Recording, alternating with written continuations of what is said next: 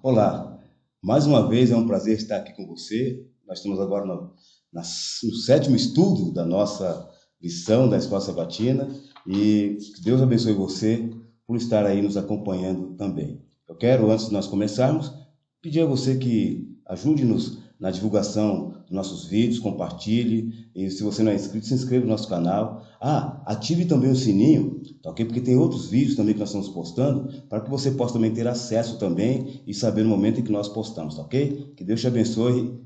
Eu quero agradecer a você de coração por estar nos apoiando nesse ministério. Eu quero neste momento fazer uma oração, como sempre nós fazemos, e que você possa me acompanhar em onde você estiver. Bom Deus e Pai, nós te louvamos por tua bondade e por tua misericórdia. E através dessa misericórdia nós clamamos, por favor, que abra nosso entendimento para que possamos entender a lição de hoje e colocarmos em prática em nossa vida. Peço-te com o perdão dos nossos pecados em nome do Senhor Jesus. Amém. Ok? Vimos na lição anterior que os líderes haviam mandado que o povo parasse de se lamentar e ficar tristes por causa de seus erros. Mas isso não significava que a lamentação e a confissão não fossem importantes. Eles haviam celebrado as festas e agora era a hora de passar a um apropriado arrependimento e confissão de seus pecados diante de Deus. Interessante que neste episódio eles primeiro se alegraram e depois confessaram. Mas isso não significa necessariamente que a alegria e a confissão tenham sempre essa sequência. Tampouco a ordem inversa deva ser seguida. A lógica humana nos leva a pontuar que a confissão vem primeiro e depois a celebração. Em Romanos 2, verso 4, vemos que é a bondade de Deus que nos leva ao arrependimento. Essa bondade, com certeza, deve suscitar em nós louvor e celebração, pois nos lembra que precisamos do perdão de Deus e que Ele nos purifique e recrie. O capítulo 9 de Neemias registra uma oração de confissão do povo de Israel. No 24º dia do mês, os israelitas se reuniram novamente como haviam feito no início do mesmo mês, do 1º ao 8º dia. Embora Neemias desejasse muito que o povo associasse esse momento com a alegria, dessa vez a reunião não era para se alegrar e celebrar, mas para um período de confissão, oração e jejum. Vemos no capítulo 9, de 1 a 3, que o povo estava se apartando de todos os estrangeiros. Mas por qual motivo? Eles entenderam que, como os estrangeiros não tiveram participação no pecado coletivo do povo de Israel, os israelitas se apartaram deles, pois sabiam que os seus pecados precisavam ser perdoados. Eles reconheceram que, como nação, tinham se afastado de Deus, e o resultado foi o exílio. A maioria dos que estavam ali tinham nascido no exílio. Os seus antepassados é quem foram levados cativos. Eles poderiam ter ficado indignados com o fato de que seus antepassados haviam falhado, levando toda a nação ao exílio. Poderiam ter reclamado dos líderes pelas escolhas que fizeram ou da falta de piedade das gerações anteriores que os levaram àquela situação de serem apenas um pequeno grupo de repatriados. Eles tinham tudo para nutrir o ódio, a ira e as mágoas. Em vez disso, eles se voltaram para Deus em humildade e confissão. De acordo com Neemias 9:3, eles leram o livro da lei durante uma quarta parte do dia. Isso equivale a dizer que leram o livro da lei das 6 horas da manhã ao meio-dia. E que na outra quarta parte, que vai das 13 às 18 horas, confessaram seus pecados e adoraram a Deus. Essa era a terceira vez que eles faziam a leitura da Torá. Mediante a leitura da Bíblia, Deus se aproxima de nós e o Espírito Santo pode falar conosco e nos ensinar. A verdade da sua palavra molda nosso pensamento, nossa compreensão e encoraja-nos e eleva-nos. O povo sentiu verdadeiramente o que é passar tempo na presença santa de um Deus bondoso, misericordioso e que, apesar de nossa indignidade, escolhe estar conosco. O povo já havia se humilhado perante Deus. Jogaram cinzas na cabeça e vestiram panos de saco. Perceberam que sem Deus na vida, repetiriam os mesmos erros dos antepassados. Por isso, eles se entristeceram e choraram. Com esse sentimento de pesar e tristeza, a resposta do povo à leitura da Bíblia foi uma longa oração que narra a bondade de Deus em contraste com a história da incredulidade de Israel. Os principais assuntos que a oração se concentra é Deus como Criador de todas as coisas. E como Criador, escolheu Abraão, um ser humano que não era de maneira nenhuma especial, a não ser por seu coração fiel. Abraão não aprendeu a ser fiel de um dia para o outro, mas durante sua caminhada com Deus. Em outras palavras, ele desenvolveu fidelidade de pensamento e ação, e Deus o reconheceu por isso. Os outros assuntos que a oração se concentra são o Deus mantenedor e aquele que cumpre o que promete.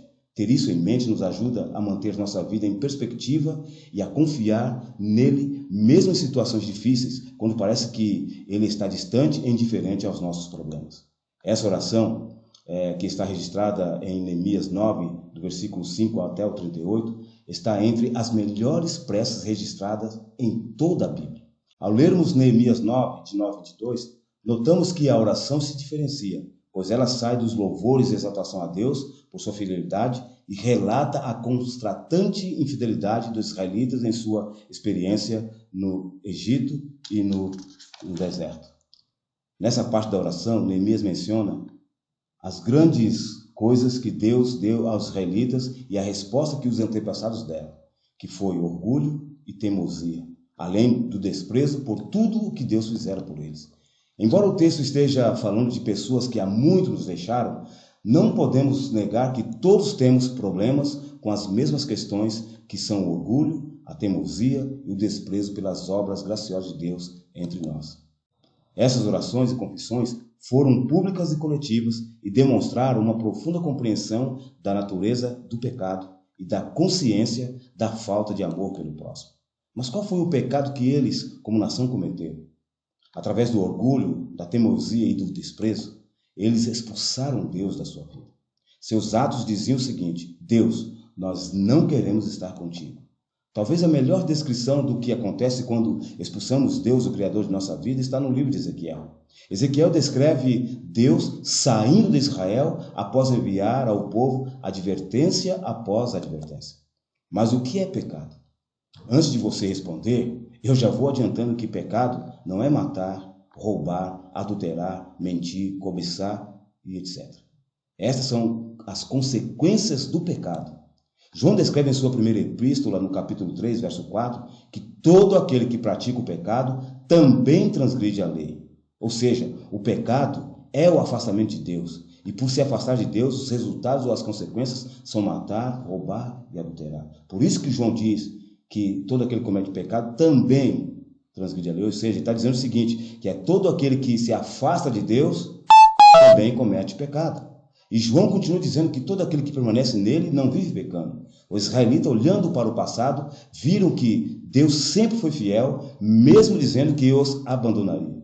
Deus os deixou ir para o exílio por um tempo, a fim de despertá-lo e atraí-los de volta para caminhar com ele. Mas nunca os deixou.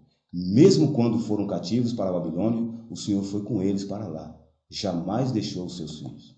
Eles viram nessas palavras de Neemias a bondade de Deus. E é essa bondade que nos leva ao arrependimento, como também levou os israelitas naquela ocasião. Eles entenderam que a nação tinha sido obstinada todo o tempo e que Deus havia sido amoroso todo o tempo. Então, o que tinham que fazer agora a esse respeito? Confessar os pecados. Mas só confessar os pecados não nos salva.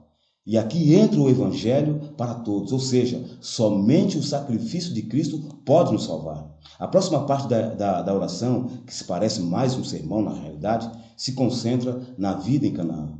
Eles haviam recebido tudo praticamente de mãos beijadas e não deram o devido valor, tomando essas coisas como garantidas. Eles se deleitaram nas coisas, mas não se deleitaram em Deus. Parece que possuir as coisas não produz uma caminhada íntima com Deus. Muitos pensam assim: se eu tivesse isso ou aquilo, seria feliz. Os israelitas tinham tudo da parte de Deus. Eles tinham o Espírito Santo, tinham comida, tinham água, reinos, terra, vitória na guerra, cisternas, vinhas, olivais e árvores frutíferas. Tudo que você imaginar eles tinham. E ainda assim, sua felicidade, o que possuíam, apenas os tornou menos devotos a Deus. Pois é muito fácil nos concentrarmos nas dádivas e nos esquecermos do doador.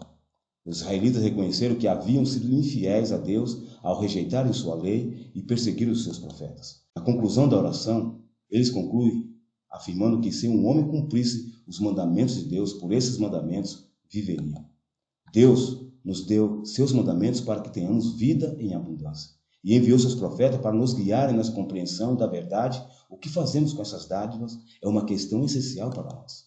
A oração chega à sua conclusão e ela volta para o louvor a Deus, exaltando-o como grande, poderoso, temível e aquele que guarda a aliança e a misericórdia.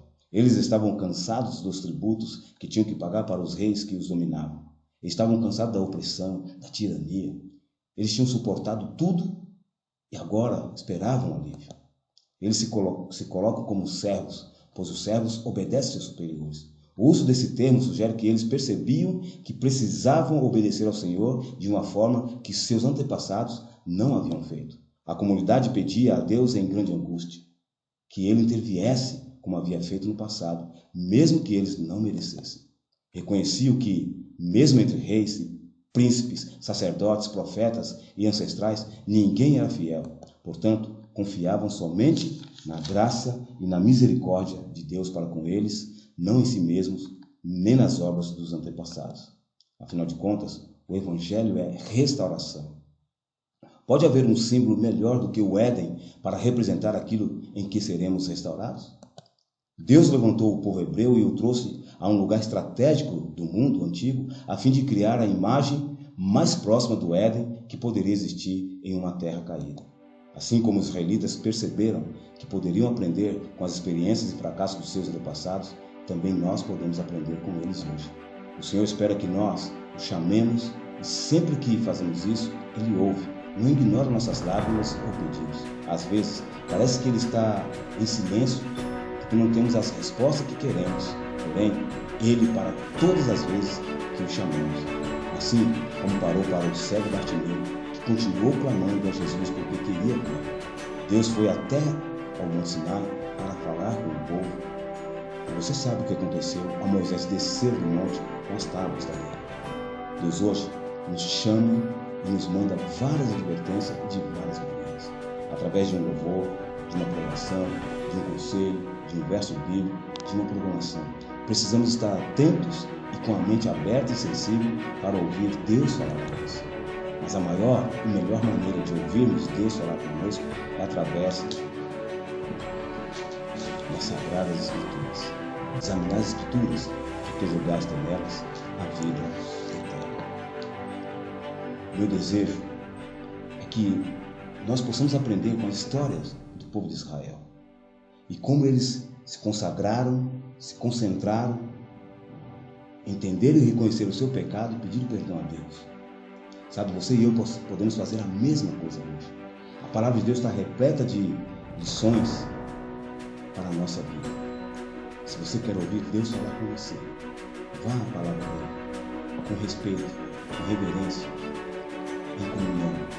Você com certeza não irá sair sem ouvir Deus falar com você. Que Deus te abençoe, que Deus te guarde e que Ele possa fazer você trilhar nos caminhos dele. E como o povo de Israel, nos dias de Neemias, nós possamos nos arrepender, confessar nossos pecados, nos alegrar no Senhor e perdão que tem por cada um de nós. Que Deus te abençoe, que Deus te guarde, fique na paz, fique com Deus e até o nosso próximo encontro, se Deus quiser. Até mais.